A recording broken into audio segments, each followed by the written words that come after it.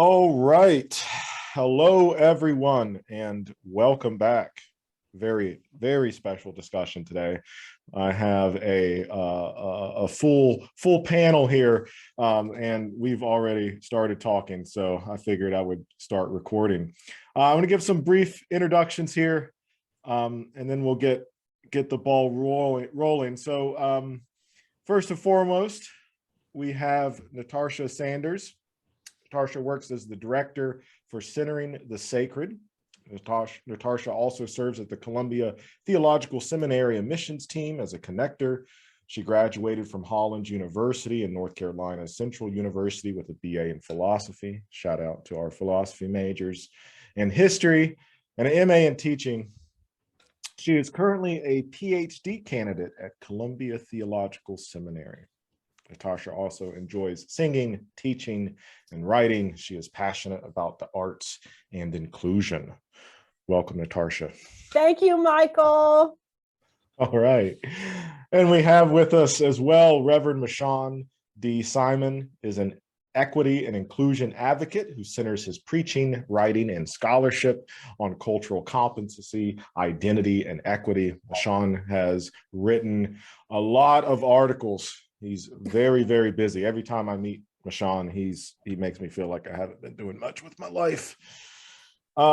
Made several guest appearances on some national news outlets, professional writing degree from Georgia Perimeter College, a bachelor's of science in communication from Kennesaw State University, and a master's of divinity from Emory University's Candler School of Theology, which is actually where we met.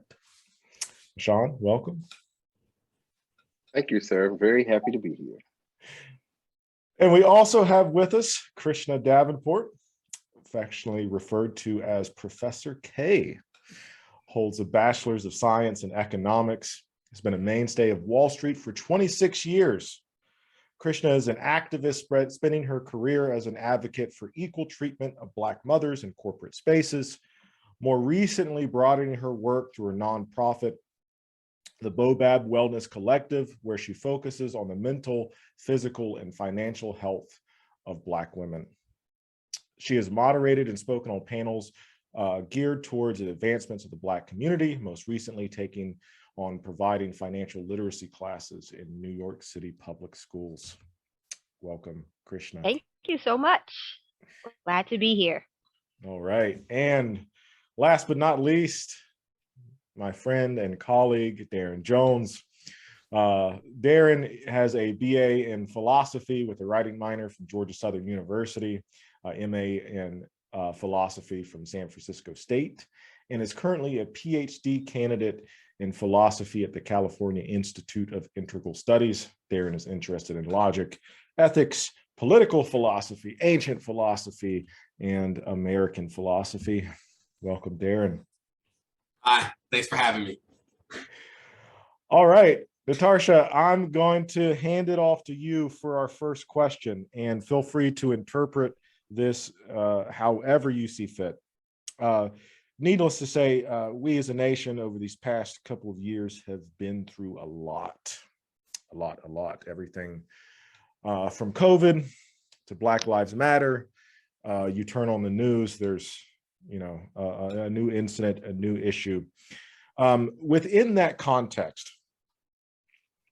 what is justice, and what does justice look like for the Black community specifically? Michael, thank you so much. I have to say thank you first before I even answer the question. And I have to say to my sister up here, Krishna, who has been working in Wall Street and has like over 26 years of experience under her belt.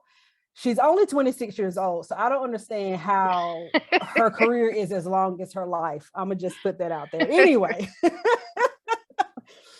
and happy Black History Month to you all. So let me just say this about justice and justice for Black folk.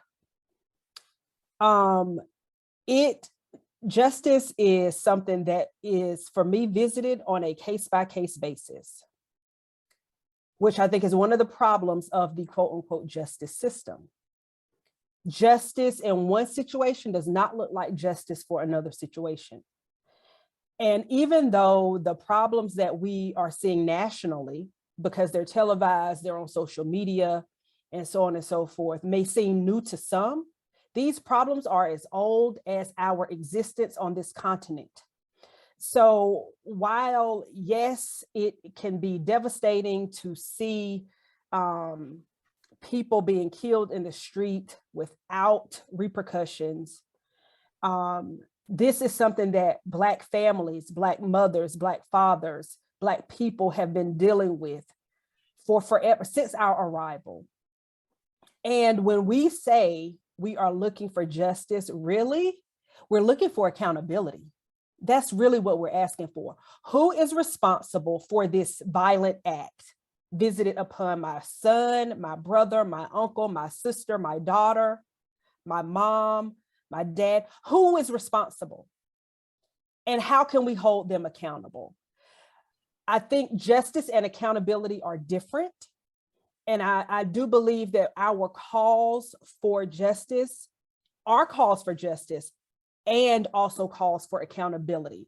And sometimes when we see things and we call it justice, it's really accountability, in my opinion. But I will say justice for me is different in each and every circumstance. And it has been a very long time since I've seen justice served for a violent act against a Black body. Go ahead, Krishna. Ready? No, I'm ready. I'm ready. So while I agree with Natarsha, I also think that we have to be more like, when we think broadly about justice, for Black people, justice means being treated like human beings, right? That's the biggest part of that's missing in everything. We know what the system is designed to do, and the broader references, the system is designed to treat Black people as if we are not human, as if we are not Americans, we are not human. It is a consistent thing that we see. And it doesn't only come when we talk about young men and, well, I can't even say young men, Black men and Black women just being murdered. It's not just there, it's in every instance of how we live.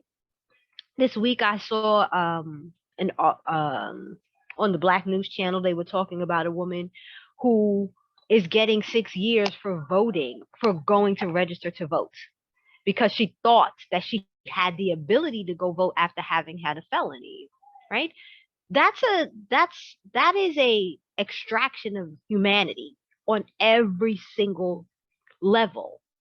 So it's not just the murders, it's just this very large problem of not looking at Black people as people, right? We are either chattel, like we still are looked at as that, not looked at as human. We're looked at as costume. We're looked at as, you could pick and choose parts of Blackness that you love, and it's demoralizing to a people. So when I think about justice, it starts with thinking about us as human. Like, do you see me as a human being the way you see yourself? And if you can't, then that's part of the problem.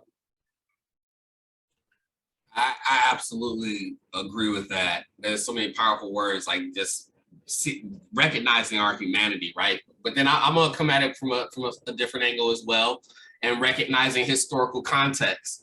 It's like a metaphor I've heard my uncles and aunts say a lot of the time, and I've heard it in many places. You can't just say it was a running race and the Black people were shackled for the first half of the race. You can't just take off the shackles and then say go, and then they say, well, why are you half a track behind? If you don't have historical context, you look around, you see all these disparate outcomes in healthcare and economics and earning potential, and all that type of stuff. If you don't have that historical context, then you would come to the racist conclusion, well, there must be something wrong with them. Well, why are they living in poverty? Well, it must be their culture, if not their genetics or something like that. So we do have to recognize. I think justice means recognizing the historical context as well. I appreciate Darren picking up historical context for this simple reason. In October, my father passed. My father was 88 years old. I will be 43 years old shortly. And I had this revelation while watching the ABC special on Emmett Till, that when that happened, my father was like 20 years old or something. Mm-hmm. And like my oldest sister was born the next year. Like so when you talk about historical context, like this is not very far from us. That I have family members, loved ones, siblings whose age is very close to the year that Emmett Till was killed. My father lived through some amazing pieces of history that were actually just like yesterday. And yet we get pushed this narrative that happened then. What then wasn't that far, is not that far removed from us. Then was just 30 minutes ago. And so we're still living in a very real reality of being impacted and held down and squashed, if you will, by systems that you're trying to pretend are gone, but they're not. These systems are still very real. Mm-hmm. These systems are still very present, and they're still very prevalent because they just happened not too long ago. And I think the tool, as someone who's a writer by trade, the tool of who controls the narrative controls history and perspective and understanding is very real when we talk about justice, because the way in which you control the narrative of the history impacts how people choose or choose not to be engaged, but also impacts how they even understand or how they can even relate to the things that are still very present and prevalent to us.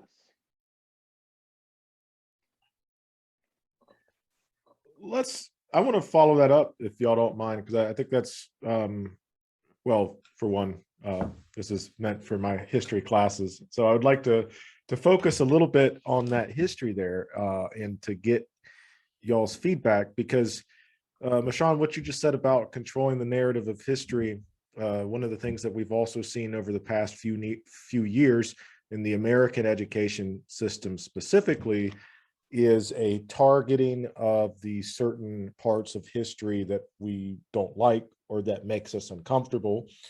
You know, not to call any state in particular out, but a lot of textbooks are made in Texas. No, Natarsha's in Texas Natarsha, right how now. you feeling about your state? I knew y'all was gonna call me out. Go ahead. I'm ready. So yes, there is this rush to get rid of stuff that we don't like. That's not healthy. It is not healthy because it happened, right? Now, I could see if these things that we are pushing our nation and our schools to talk about was fabricated information. But what we're saying talk about is actually the history of this nation. It's the present of this nation. It is not fabricated information.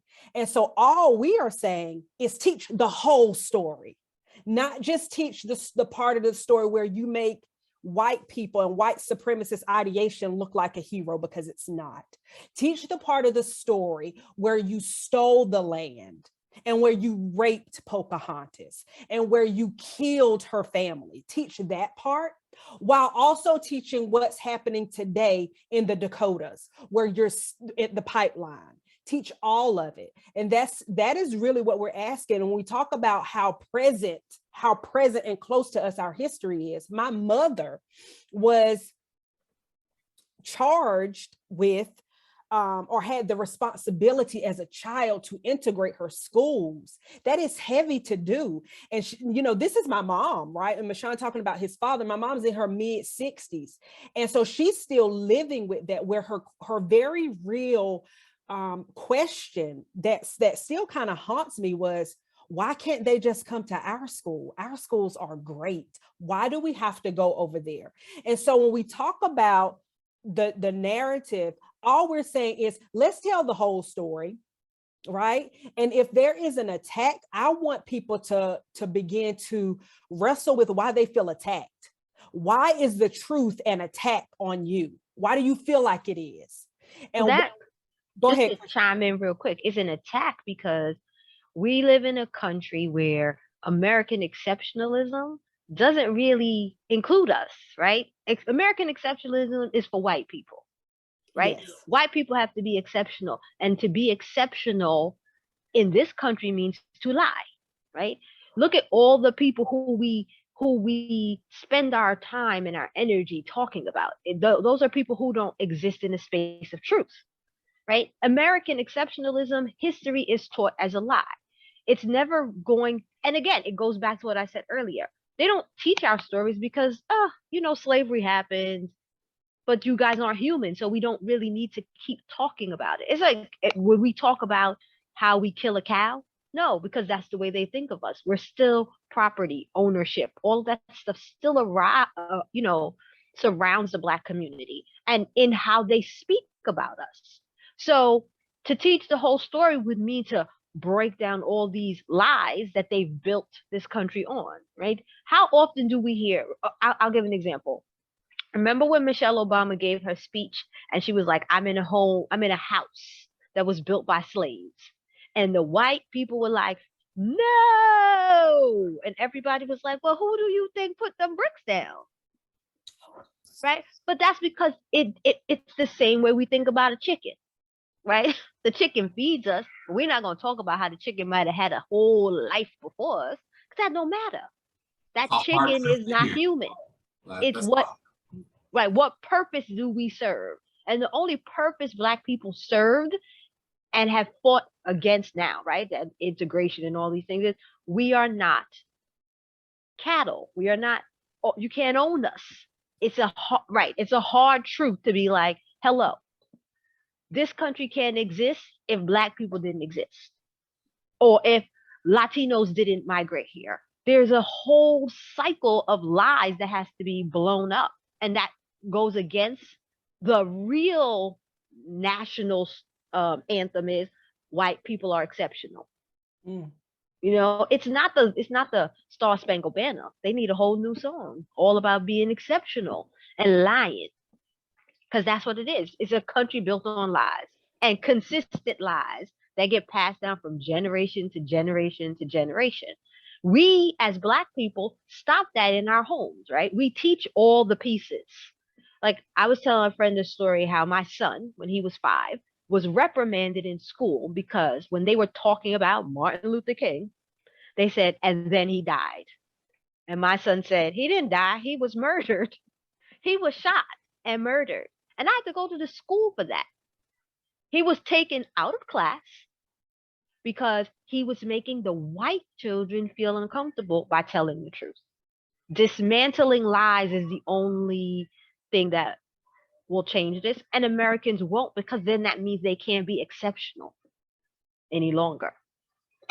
Can I also jump in here, and Natarsha and I have sort of dealt with this in our faith-based settings, in that, like, truth telling, because there are some non-whites who don't want you to mess with their Jesus. Oh, yeah. And when you try to talk about the truth of this history of the development of the Christian concept and Christianity, and how violent it was, and how exclusionistic it was, and how all of this text came together as a form of control, in a sense, to get Black Christians to listen to that, you get run out of the church. It's part of the reason why I quit recently. However, so when you talk about this narrative of white exceptionalism, you also, I think, have to talk about the ways in which there are others that have bought into that, knowingly and unknowingly, and the difficulty of trying to borrow, for lack of a better phrase, sort of free them from these white supremacy tools and these white supremacy setups, because that's damaging for them. That's scary for them. That's what one of our professors at Candler called cognitive dissonance. Like it can't be that. And so we're not only are we dealing with white exceptionalism, then I think we're also dealing with some within our very own community who don't want to hear that, because it shatters everything they think they know and they believe about themselves and about that which they believe, the systems that they believe in. Well, Yeah. those systems are the drug, right? If let's think about your own life, right? The 4 or 5 of us sitting here. Think about your own life and all the things you had to undo in your own life in order to get to the place where you are right now. So I can use myself as a woman on Wall Street, right? A Black woman on Wall Street has to do more undoing than anybody else because that first year is all about keeping up with the Joneses, right? You got to have all the slick pocketbook, the slick hair. You got to have all the clothes, the $900 bags and $2,000 watches. And then one day you go, this is not sustainable. What am I doing this for?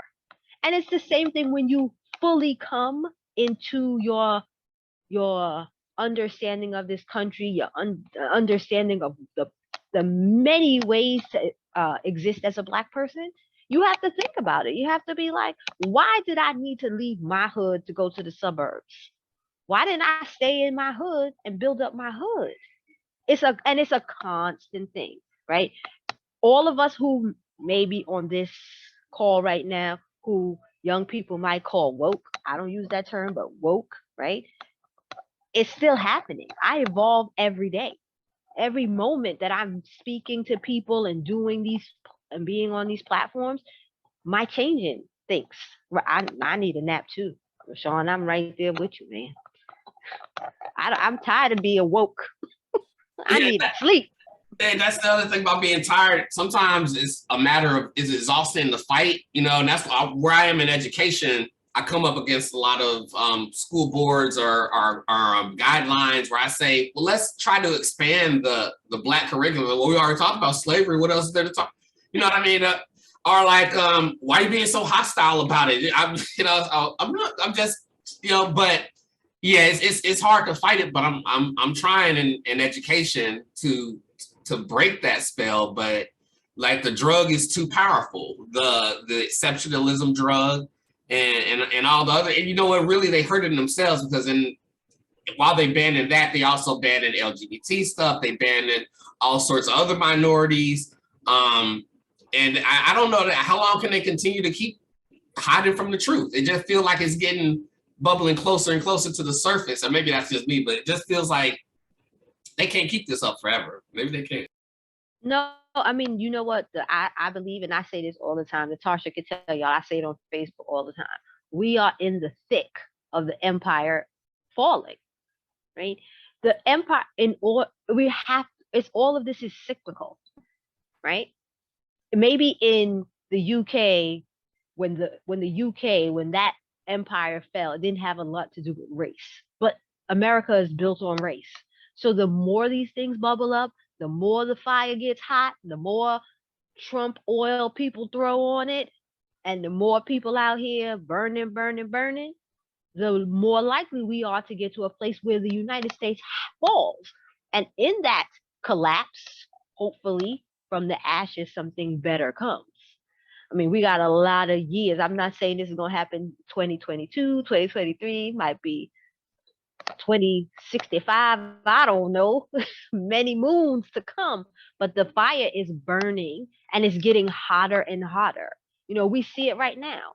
We saw it with Trump. Well, we saw it start with Obama, right? As soon as he came in, I was like, are we going to start seeing crosses burning everywhere? Because it sure feels hot. But there were no race wars. Then Trump came in and the race wars started, right? It started in different ways, in different forms. And we're only getting closer and closer to that. Like everybody thought Biden was going to come in and we was going to go back to regular racism, but it didn't happen. We still in racism double XL at this point. Yes, regular racism. Racism or before Obama racism. I get you.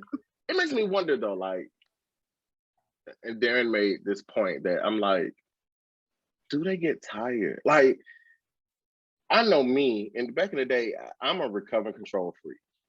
And I remember the ways in which like trying to keep something situated just for my own comfort, how exhausting that was. Like how incredibly, like with the moment that I just let it go, I was just like, whew, one, it wasn't as bad as I thought it was going to be. But two, now I get to breathe. Like I don't have this weight hovering over me anymore. And I'm not trying to equate like my control freak issues to like the history of American racism. But I just wonder, like, do they ever get tired of constantly running this race of trying to keep systems in a way that benefits them? Because the reality is it's not benefiting them. And as you said, Krishna, like it's crumbling, and it's crumbling in an accelerated rate to the extent that like they're all in a level of panic. That's why January 6th happened.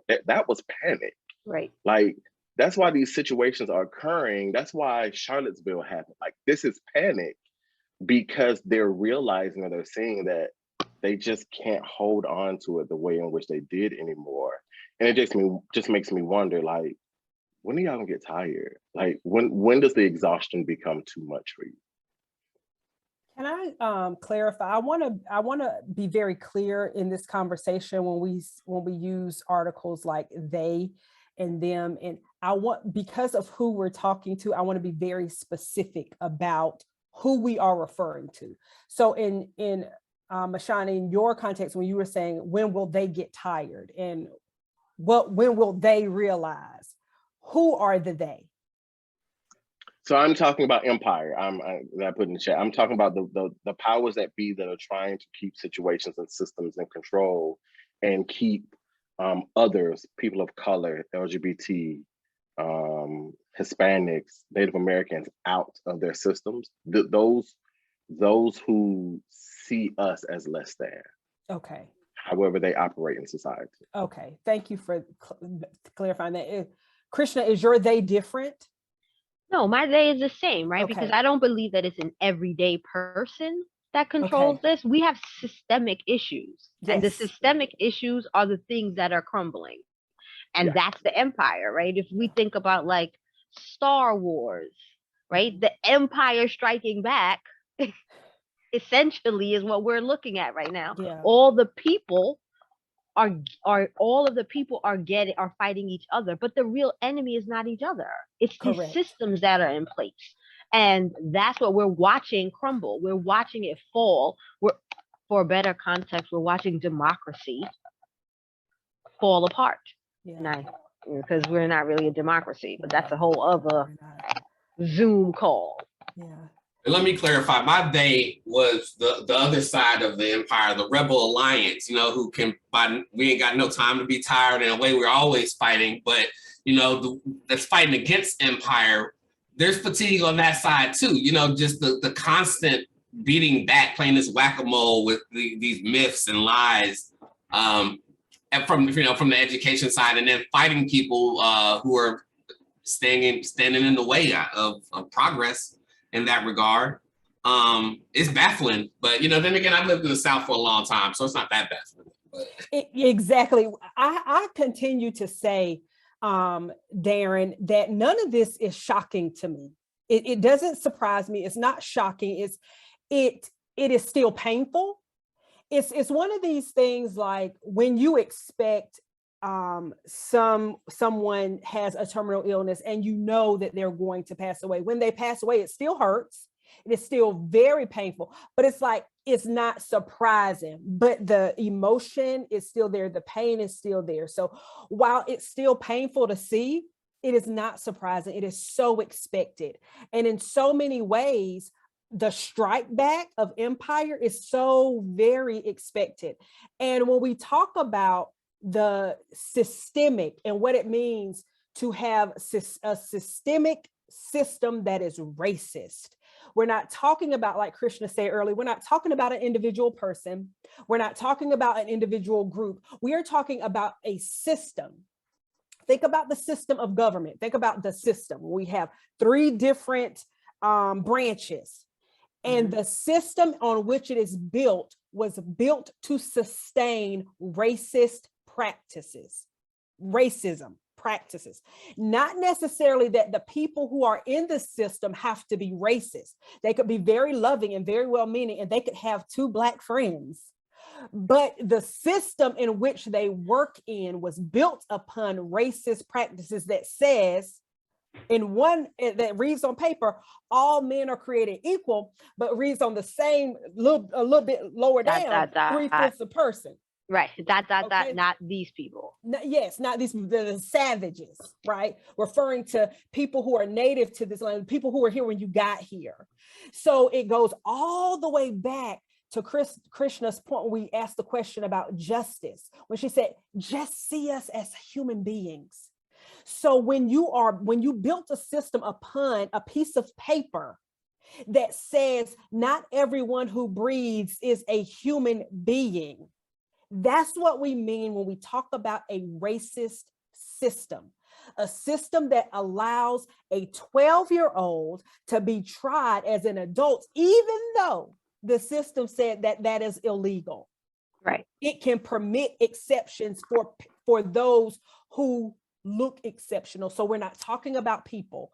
We're not talking about an individual. We're talking about the very system on which all of us, everyone who is in the United States of America and has ever gone to a public school for one single solitary day in your life, and even a private school for that matter, partakes in the systemic racism on which this country has been built.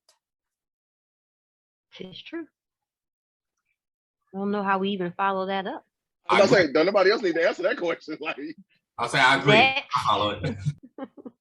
Next. That was a really great explanation, Natarsha. I bring it up. I felt like I was in church. I might skip church tomorrow. No, I won't. That'll preach, Don't. right? So I want to and I appreciate the clarification, because I oftentimes get asked by students, like, what exactly does systematic racism mean? What is systemic racism? What are its origins, its roots? And I think you did a better job than I ever could explaining that. Anything y'all would like to add there? Like, so let's say that you're talking with a young person, and they ask you, well, like, what is systematic racism? What does it look like? What is its impact on, I mean, we're talking about within the context of the United States here. What would your response to that be? Oh, I mean, I can use, I'll try to see if this works with my children, right? So not my youngest, he's 9, but my oldest, who's 15, he has those questions. Like, so he also attends this program called the Junior Scholars, which is at the Schomburg Museum in Harlem. And this is what they focus on: helping our children understand what systemic racism is, how it affects them on a day-to-day basis. And then the other part is defining their Blackness outside of their parents, right? Because they got to go through it. And they start really early at 11. So there was another murder. I don't remember, there's so many, but my son was really angry. And in his mind, he was 14 then, in his mind, he couldn't understand why these murders keep happening and why everybody gets off.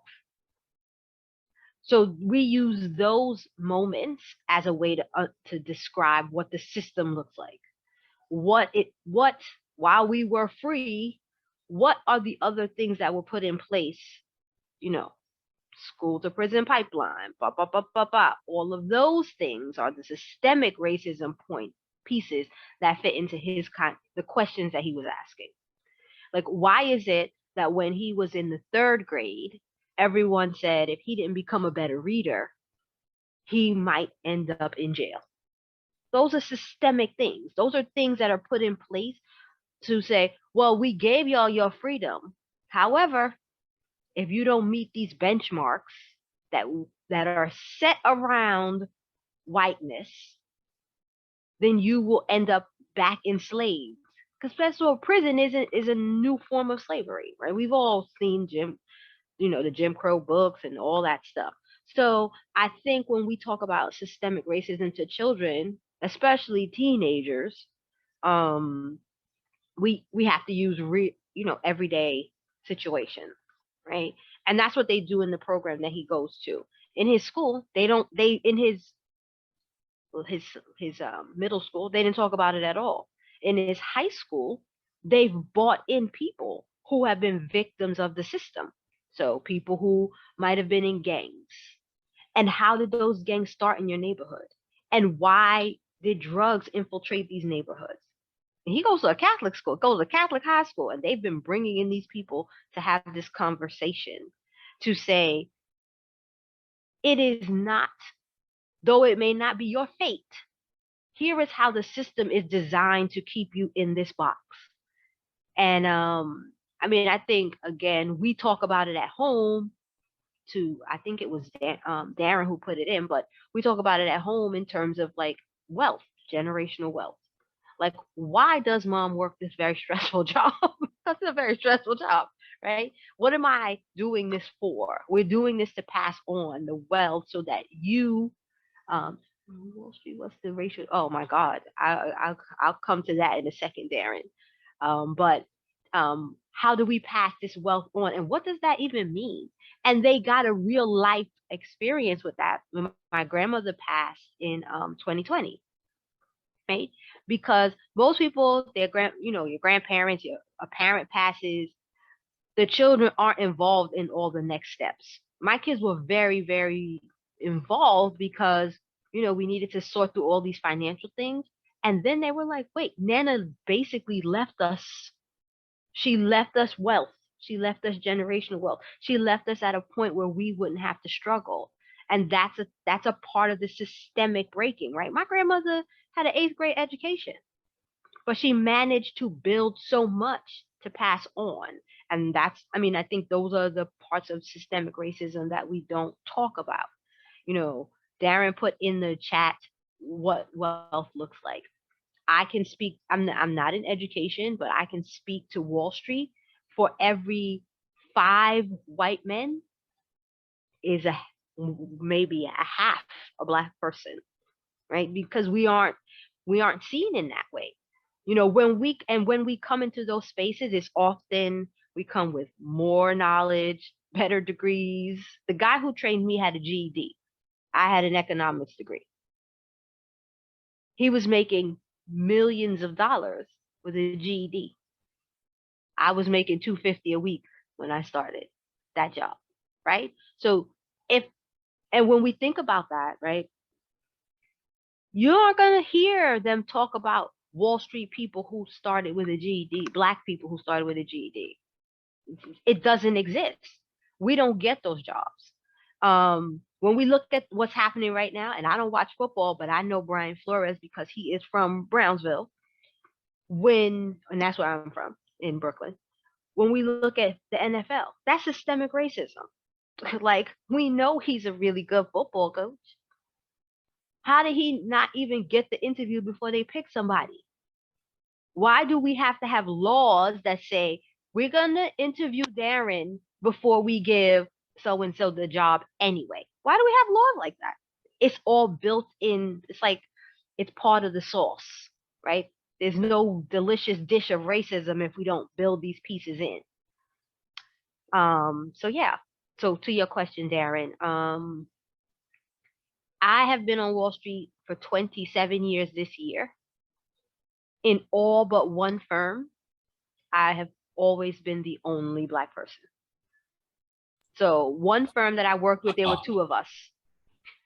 And we were like this. And in our department, oftentimes on the trading desk, you might see 3, maybe 5. And then there's unspoken rules for Black people on Wall Street about how we gather. It's systemic there too. It's very systemic. It is pointed because when we come into these spaces, we dominate, right? Given the chance, we dominate. And then we become a threat, especially when you're a woman. Then you become a threat. And then the system is designed to then break you down to see how they can get you out. So we do. Yeah. I mean, I see it with education, all the educators on here. My sister's in education. That's all she talks about, equity in education. So that's my answer. Mashaun, would you like to approach this maybe from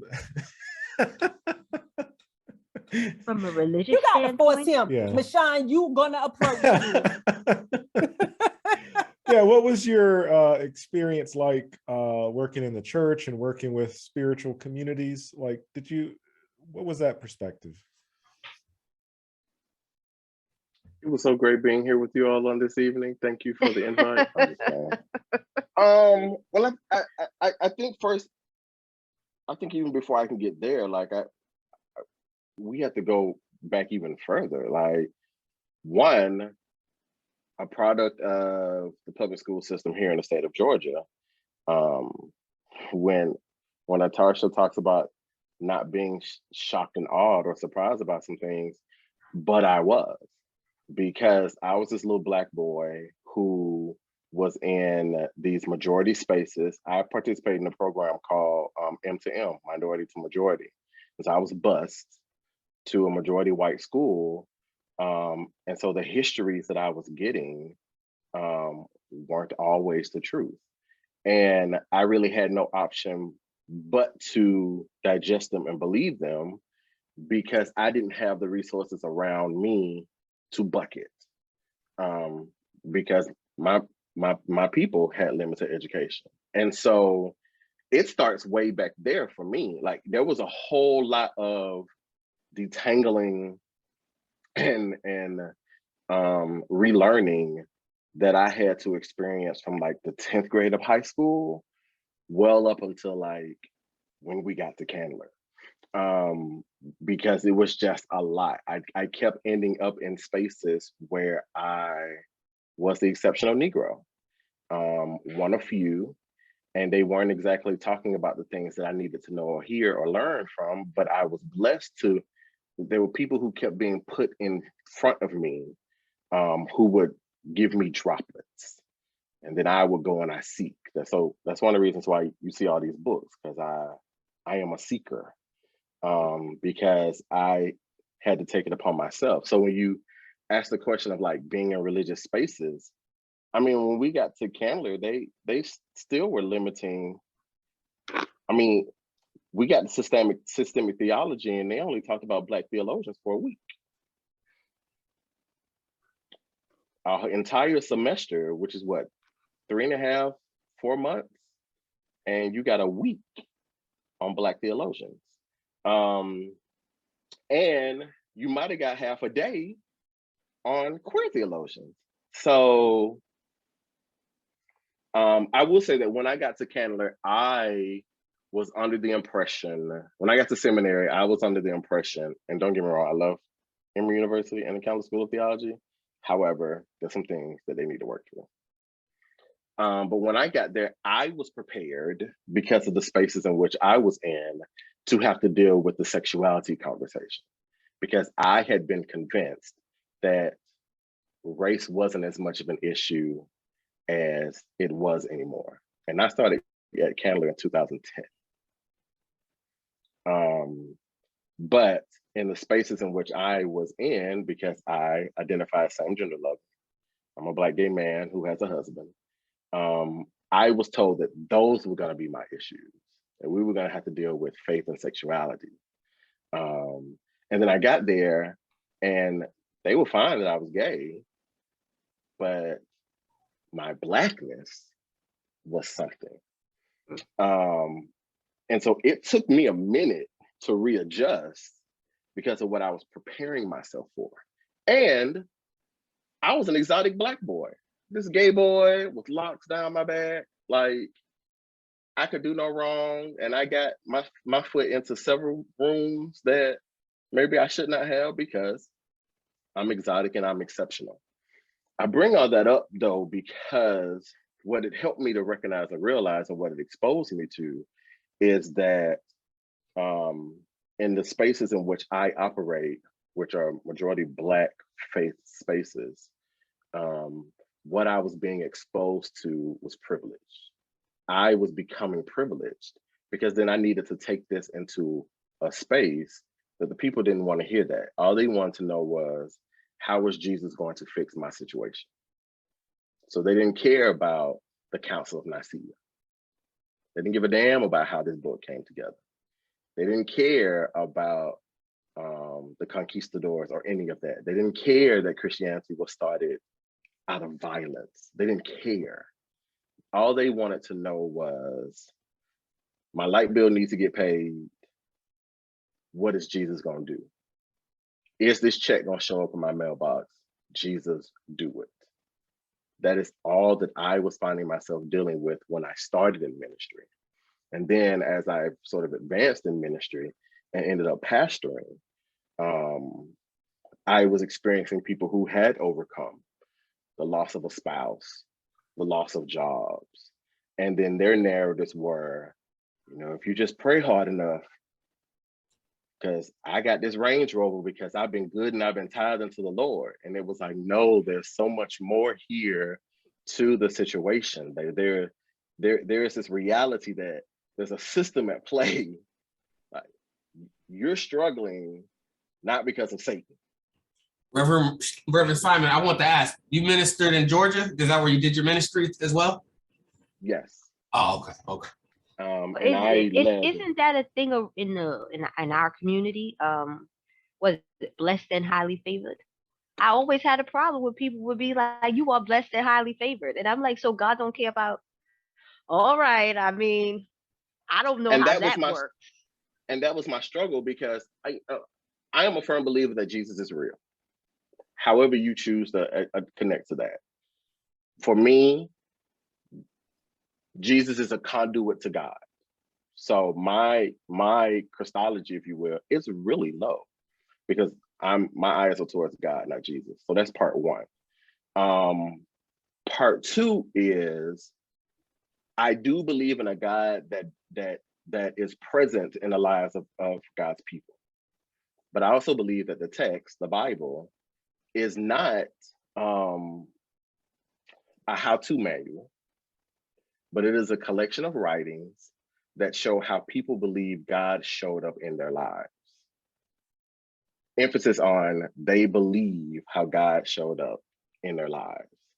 And so I have a lot of pushback that I have to experience, because they'll be the main ones who will be ready to push this narrative, a narrative lie, yes, of that, this Range Rover is a blessing from God. But what about the homeless person sitting on the side of the road? Are you trying to say that God does not love them as much? And they pray just as hard as you do. And when they had money, they tithe just as hard as you do. It's not, there's so much more that we need to do here. There's so much more we need to engage. And it really needs to come down to working towards creating a world where the system is more just, so that everybody is on a more equal playing field. So that's a long response to that question. So it was part of the reason why I left. It was part of the reason why, one, I was grieving the loss of my father, and I realized that these people wanted to run me into the ground to keep a ministry going that they weren't just as invested in, even though they said they were. I might get in trouble for that. But two, that I needed that where I felt my purpose going, and the narrative for which I believe God has downloaded into me, didn't line up with where they were. And I didn't want to keep pushing forth another system, another institution that was still feeding into an uneducated, unfair, unequitable, unjust system in society. I can do a more effective work being outside of the church than inside the church. I actually had a question for the panel. This was something I definitely wanted to talk about. It's been something I've been thinking about since I was a child. But 40 acres and a mule. We talked about justice, and for some, justice can't happen for the Black community without reparations, whatever that might mean. Whether that's cutting every single Black man, woman, and child a check, or a more robust form of affirmative action, or a changing of some laws, or I don't know what it would be. But I know that they said, I remember hearing this. I'm not crazy, right? 40 acres and a mule, and a football field is like 1.3 acres. So 40 acres is like the equivalent, like 30 football fields worth of land. And so if you gave that much land, if that promise was kept, what would wealth look like today if every Black family had 30 football fields worth of land? as their family property. I can see why that was never, forget about the mule, I'll just take the land. I can see why they didn't do that. But yeah, I was just wondering, what's everybody's opinion about reparations, whether that's something good or misguided, or what that would look like to everybody. I was just curious about that. Well, as the capitalist in the group, no, I'm not really a capitalist, but I work on Wall Street, so everybody believes I am a 1%er capitalist, which I am not. I am very anti-capitalism, honest, to be 100% honest. I believe that reparations can only come in one form, and that is cash. Cut the checks, because we are not a nation with like all this land that's not being touched. This land doesn't even belong to them to give to us. If they're going to give that reparation goes back to Native Americans. Give them their land back. But cut my people, my mother's from South Carolina, cut my mother her check, right? Because South Carolina, you wouldn't have no rice, you wouldn't have no indigo, you wouldn't have no nothing. Cut her check. Give her money. And the reason that they don't do that is because we live in a capitalistic society. If we give everybody the money that they deserve, America will go bankrupt. There'll be no more America. But we are heading to that place anyway. So just cut my check. Cut the check. Cut the check, cut the check. And I think that it's infantile for them to go, well, we'll give you more education. Black people don't need no more education. We stay in school. I can see all the degrees on the back right there, right? We stay in school. We go to college. We go to med school. We get PhDs and MHDs and all the Ds, we got all the letters behind us. We get But certificates. We get right? special Like, certifications. Google is giving a certificate. I'm going to take it, right? And we get loans so that we can pay for school. So that doesn't fly with me. Like I said about the land, give it to the people whose land it is. Don't give it back to me. I don't want this land. Unless you're going to give me 40 acres on the continent, which is still not yours to give, then I don't really have no use for land, right? Cut Black people their checks. Figure it out. And I know this is an unpopular opinion, but it is not just the United States' duty to pay reparations. The French, the Dutch, the Spanish, all of them. All of Europe benefited from the slave trade. So cut the check. They always want to have some G5, G9 meeting. G9 meet around how you gonna cut Black people their checks all across the diaspora. And that's it. I do not believe in giving reparations in any form. I have a very good friend he's white, and I have this argument with him all the time. And I ask him, you're Jewish. Did the Jews get anything but a check? They got a check. And it wasn't the people in the United States that committed that atrocity. You got a check. Cut the check. That's it. I'm always going to say the same thing. I'm going to get a t-shirt. Beyonce said, run me my check. Run me my check. That's it.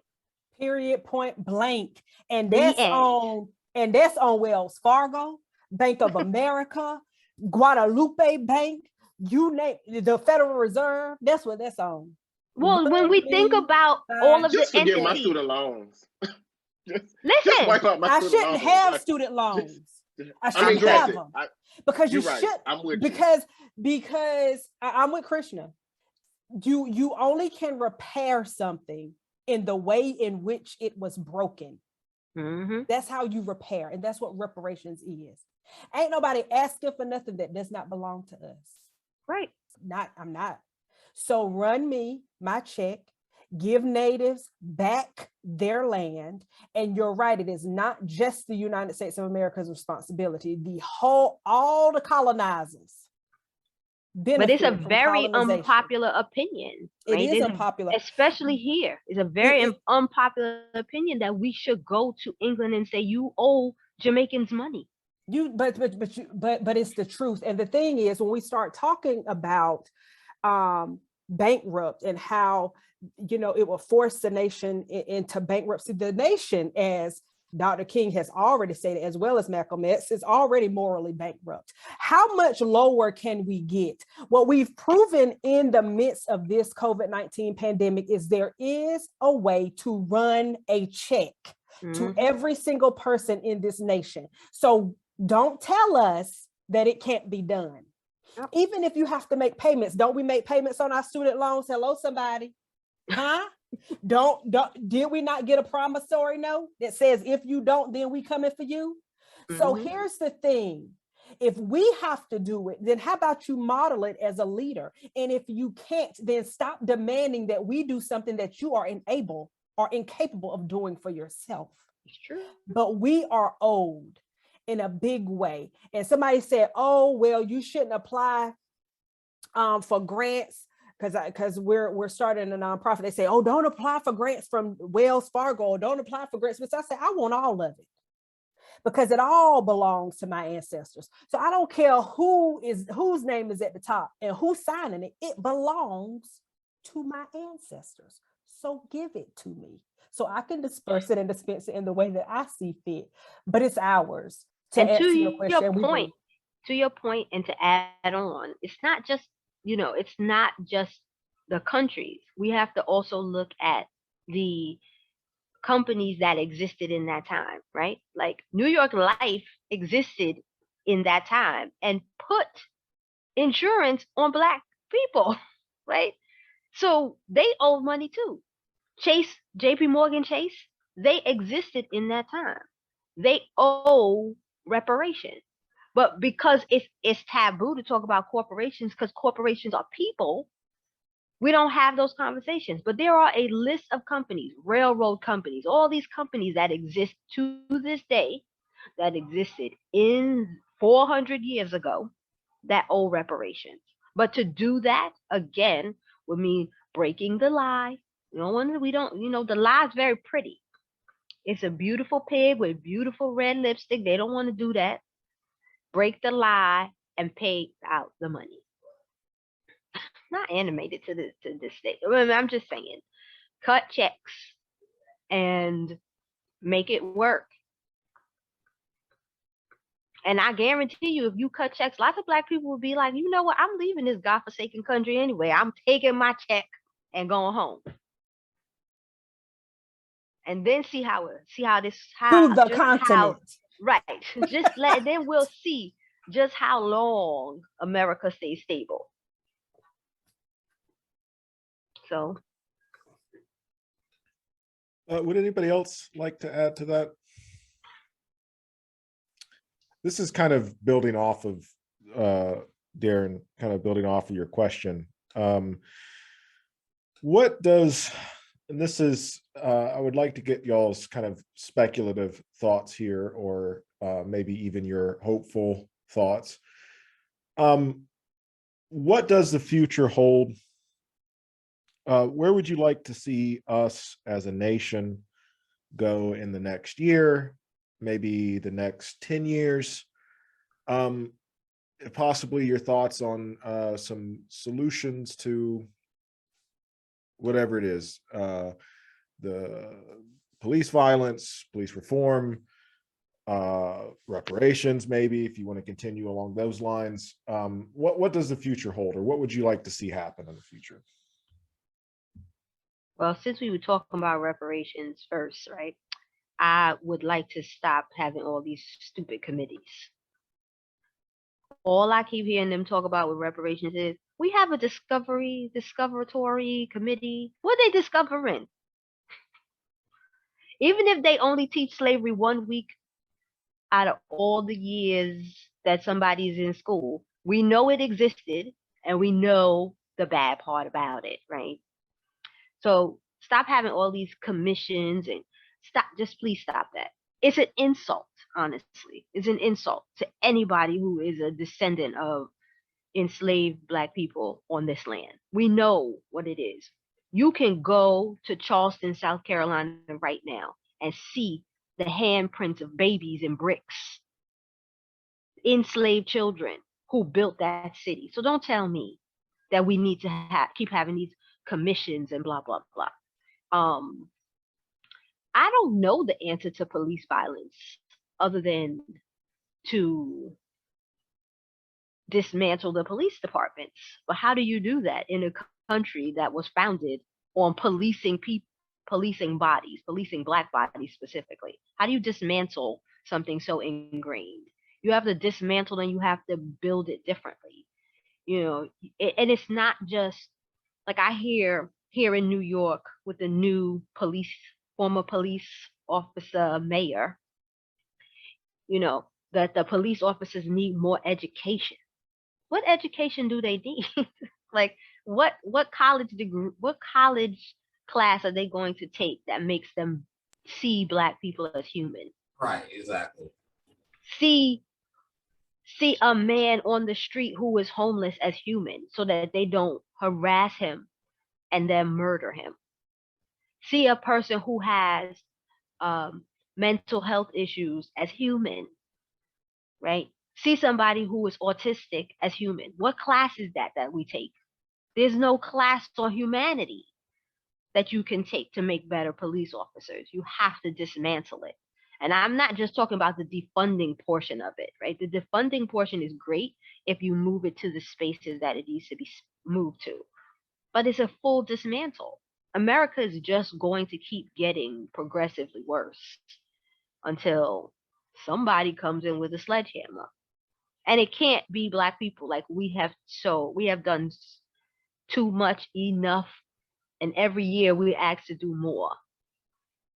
So I forgot what the other one was. I knew Sister Krishna. I knew because the empire is burning. So I knew that was gonna. I knew, and I honestly see that too. I mean, not just in terms of race relations, but all these things intersect with capitalism and say environmental. And there's like racial environmentalism too, because you know we have to live in the places where these runoffs. Anyway, I think I don't know. I put a little bit more hope in the youth.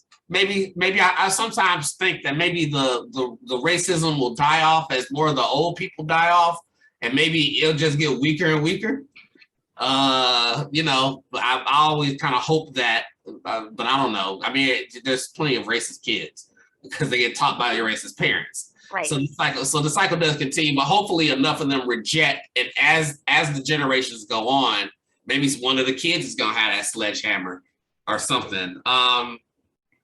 There's not, you talk about dismantling the police. I can see that as well. But of course, that's in a country where the myth is so strong. That's that's not going to fit with Joe Biden, where we're electing people like that.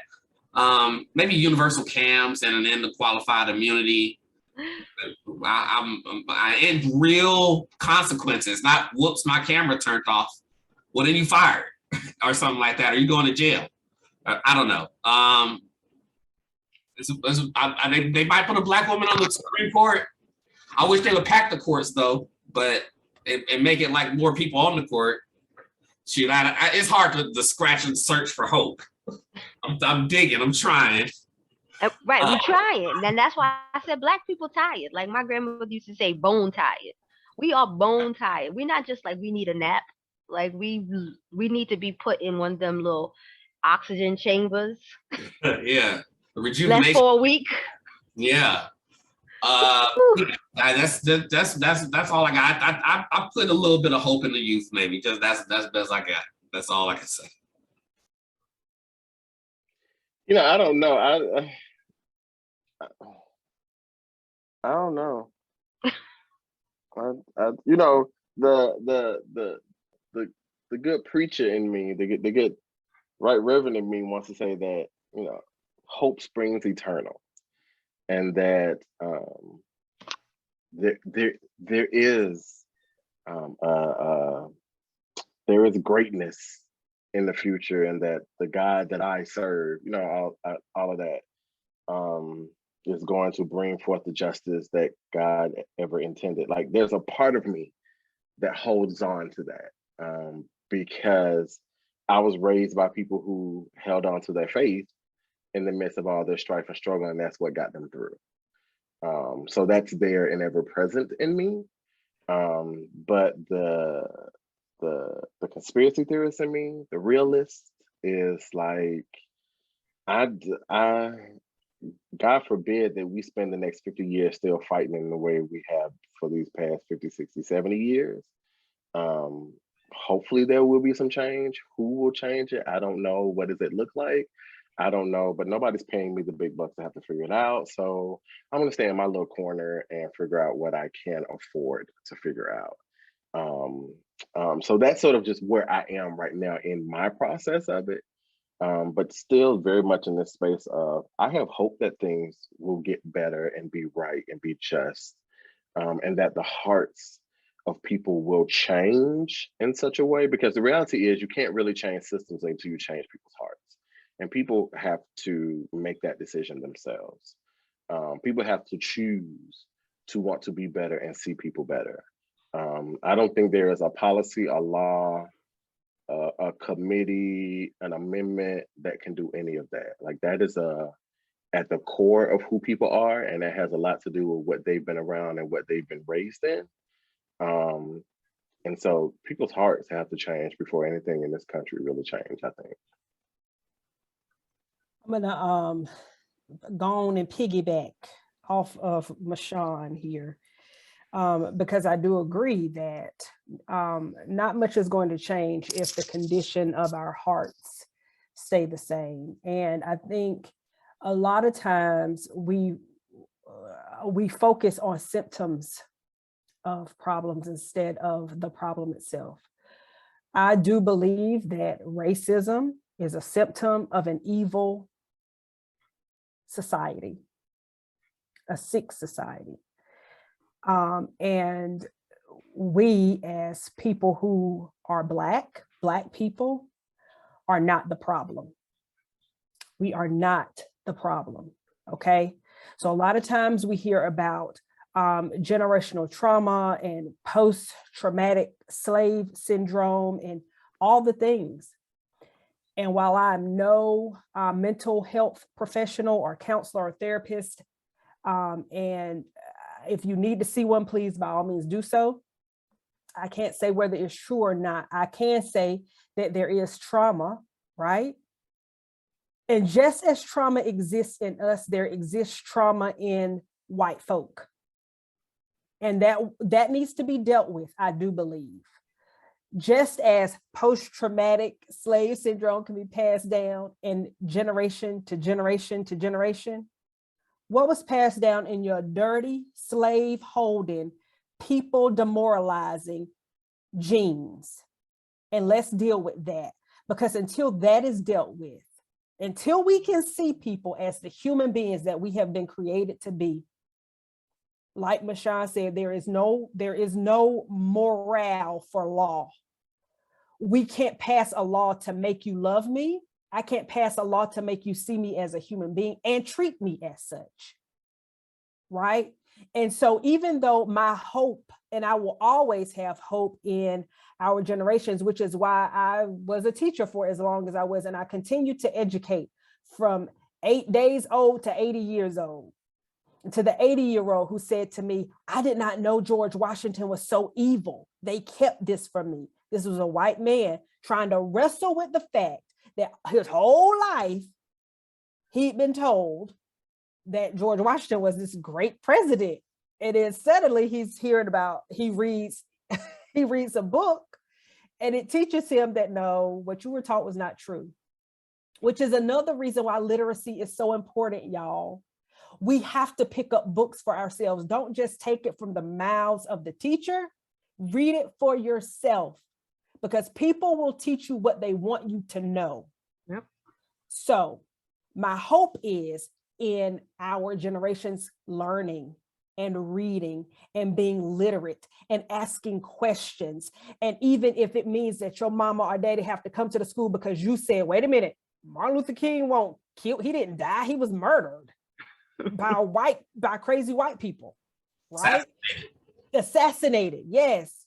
While you telling the truth, Even if that means just know that someone will come to your defense and tell the truth and ask the questions. That is where my hope is. My hope is in the curiosity of a generation that will rise up and ask questions, because I'm going to be doing it with you. All right. On that note, I really appreciate all of you. Yeah, that was good.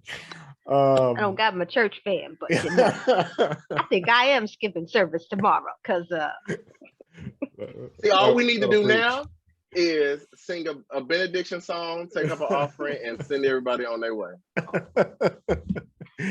This was a wonderful conversation. I just want to thank all of you again for participating. Absolutely fantastic. I will put the links, the bios to each one of these wonderful individuals in the description of this video. You can find their personal websites, their social media. If you like what you heard today, please go check them out. All right. Thank you all.